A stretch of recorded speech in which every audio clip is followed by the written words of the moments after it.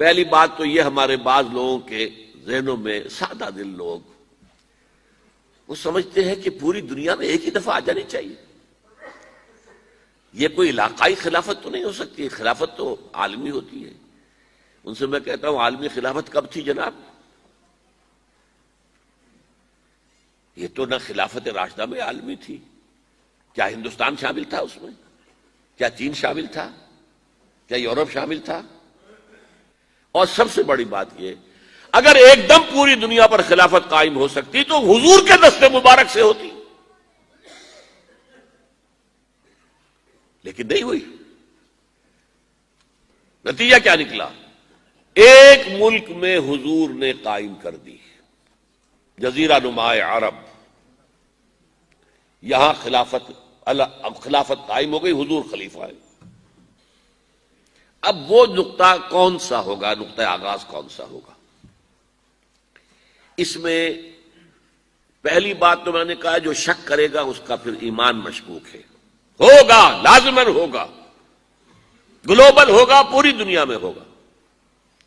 کہاں سے شروع ہوگا اس میں آپ اختلاف کر سکتے ہیں، لیکن مجھے تو دو حدیثیں تو ملی ہیں جن سے یہ اندازہ ہوتا ہے کہ یہ اس مشرقی خطے سے ہوگا، عرب کے مشرق کی جانب کسی ملک سے ہوگا، کسی خطے سے ہوگا.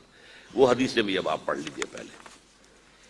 پھر میں کہہ رہا ہوں یہ خزانہ ہے جو ہم نے آپ کی خدمت میں پیش کیا ہے، کاش کہ آپ اس کی قدر کر سکیں. یہ حدیثیں آپ کو ازبر ہو جائیں، یاد ہو جائیں، لوح قلب پر نقش ہو جائیں.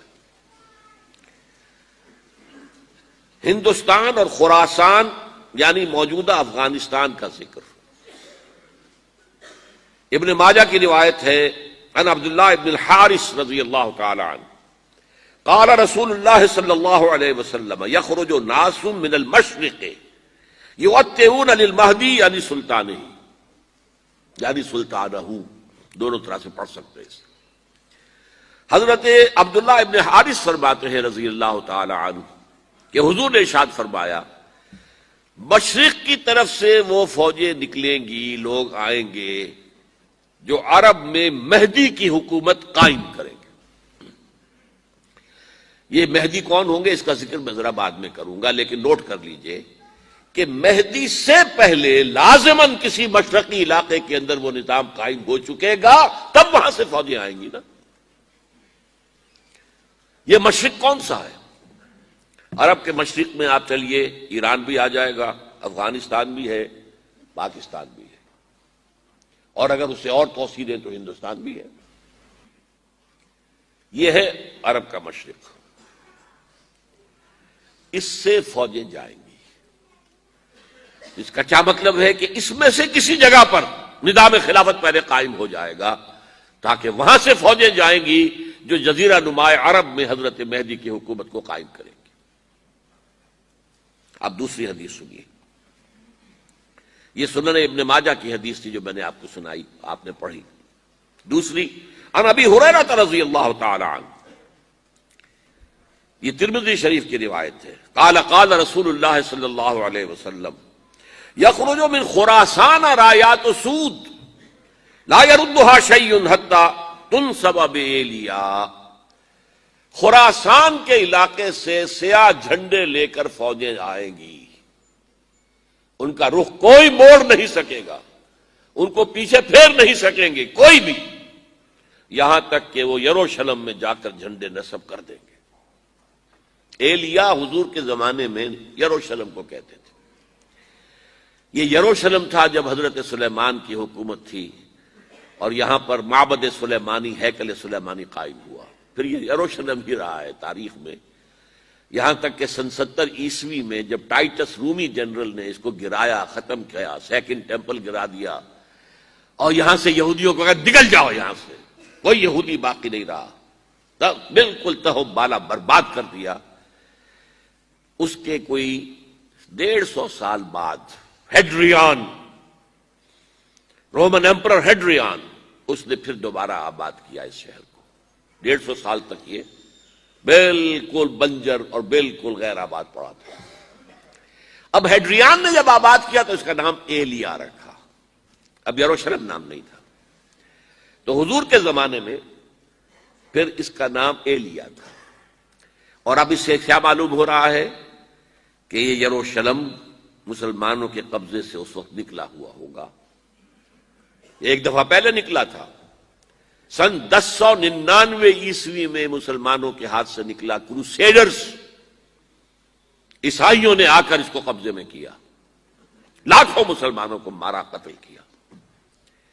اس کو 1187 عیسوی میں واپس لیا ہے. کس نے لیا ہے؟ صلاح الدین ایوبی. کرد عرب کھوکھلے ہو چکے تھے، عربوں نے کھویا، واپس نہیں لے سکے.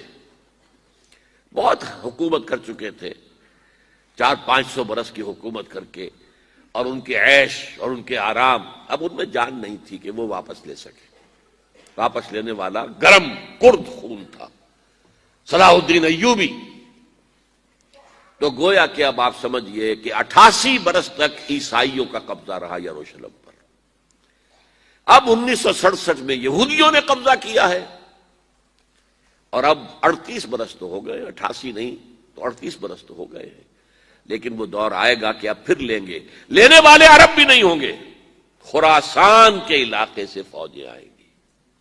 یہ خراسان کیا تھا؟ ایلیا تو میں نے آپ کو بتا دیا، یروشلم کا نام ہے. خراسان اس زمانے میں ایک بہت بڑے ملک کو کہتے تھے. کچھ حصہ پاکستان کا بھی اس میں شامل ہے، کچھ حصہ ایران کا بھی ہے. ایران کے اس حصے کو اب بھی خراسان کہتے ہیں. وہ ایک صوبہ ہے، خراسان ایک صوبہ ہے ایران کا، چھوٹا سا. پاکستان میں خاص طور پر یہ جو علاقہ مالاکنڈ ایجنسی کہلاتی ہے، اس سے اوپر جتنا علاقہ ہے، اور یہ جو واخان کی ایک پٹی آتی ہے اوپر، واخان افغانستان کی ایک پٹی سی دم سی چلی آتی ہے جو جا کر چائنا کی سرحد سے مل جاتی ہے. یہاں سے لے کے یہاں تک یہ جو مالاکنڈ کا وہ درہ ہے اور پہاڑ ہے، یہ بھی خراسان کا حصہ ہے. باقی تقریباً 2/3 آف افغانستان ساؤدرن حصہ نہیں ہے خراسان کا حصہ، یہ سیستان کہلاتا تھا، یہ خراسان نہیں ہے. لیکن یہ کہ اوپر کا 2/3 آف افغانستان، اور اس کے ساتھ یہ جو عرب جو اب یہ ترک ممالک آزاد ہوئے ہیں سوویت یونین کی ڈسولوشن کے ساتھ، یہ سارا علاقہ کہلاتا ہے خراسان بزرگ، دی گریٹ خراسان. ایک مرتبہ ایک یہاں کا جو کاؤنسلیٹ ایران کا وہ آئے تھے میرے پاس، ان کے ایک اہم آدمی. ان سے میں نے پوچھا خراسان، تو پہلے تو ان کا خراسان ہمارا ایک صوبہ ہے. میں نے کہا نہیں مجھے خراسان. او خراسان بزرگ، وہ جو آپ دی گریٹر خراسان کی بات کر رہے ہیں وہ یہ تھا. پھر میں نے اور ذریعوں سے بھی تحقیق کی. پہلے خیال تھا کہ پورا افغانستان اس میں شامل ہے، لیکن اب معلوم ہوا کہ نہیں، یہ جو جنوبی حصہ ہے یہ سیستان کہلاتا تھا. کچھ بلوچستان کا حصہ اس میں شامل تھا اور کچھ یہ جنوبی حصہ افغانستان کا.